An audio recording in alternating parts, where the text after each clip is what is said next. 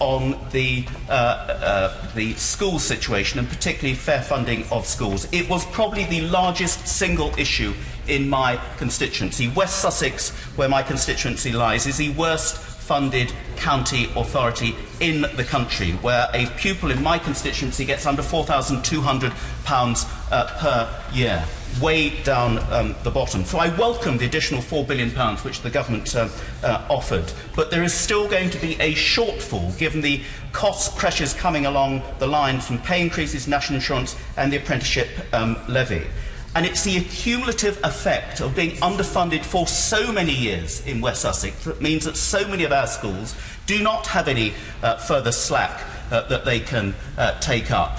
They really are running on empty. So this has got to be dealt with as a matter of urgency. That's why West Sussex MPs have taken our heads to see the Minister, which is why I've invited all the heads in my constituency to a roundtable meeting next month to see exactly the impact of the funding situation at the moment. So I obviously welcome the fact that the Secretary of State has consulted on a fair funding formula. Only this government has done it.